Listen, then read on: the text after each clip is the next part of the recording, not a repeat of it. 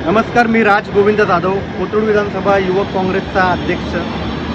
आज कोथरूडला वारंवार अंधारात ठेवणारा या केंद्र सरकारचा, राज्य सरकारचा आणि अदानीचा, ज्यांनी ही MSCB ही बळकवलेली आहे आणि MSCBला बळजबरीने वेगळ्या प्रकारचे नियम लादण्याचं काम हे अदानी करत आहे।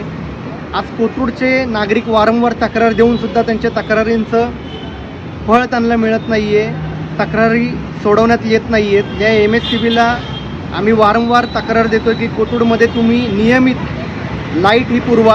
कोथरूडकरांना वारंवार हे अंधारात दिवस काढावे लागत आहेत। वारंवार 10 ते 15 तास काही ठिकाणी लाईट जाते, शटडाऊन होतोय। अनेक वेळेला तक्रार देऊनसुद्धा नागरिकांना टाळाटाळ करण्याचं काम हे MSCB करत आहे। तर या कोथरूडकरांना अंधारात ठेवणाऱ्या MSCBचा, या राज्य सरकारचा आणि केंद्र सरकारचा आम्ही धिक्कार करतो।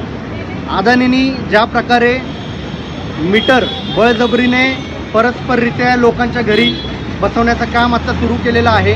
थर्ड पार्टी हे लोक पाठवत आहेत, अनस्किल्ड लेबर पाठवत आहेत। त्यानंतर आता जर कोथरूडकरांना समजा तक्रार द्यायची असेल, त्यांच्या इथं लाईट जर बंद पडत असेल आणि त्यांना तक्रार द्यायची असेल तर कोथरूडमध्ये नाही द्यायची, तुम्ही डेक्कनला जाऊन द्यायची। ही चुकीची पद्धत या MSCBने केलेली आहे, याचा आम्ही तीव्र धिक्कार करतो।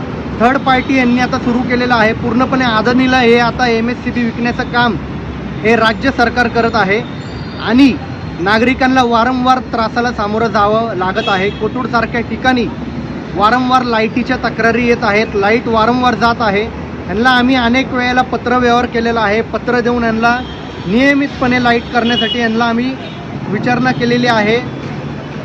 तरीसुद्धा यांच्याकडनं कुठल्याही प्रकारचं मदत नागरिकांना देण्यात येत नाही, टाळाटाळ करण्यात येते। या MSCBचा आम्ही तीव्र निषेध करतो आणि लवकरात लवकर जर तुम्ही कोथरूडच्या नागरिकांना लाईट नियमितपणे तुम्ही केली नाहीत तर आम्ही युवक काँग्रेसतर्फे तीव्र आंदोलन आम्ही करणार आहोत, अशी ग्वाही देतो। धन्यवाद।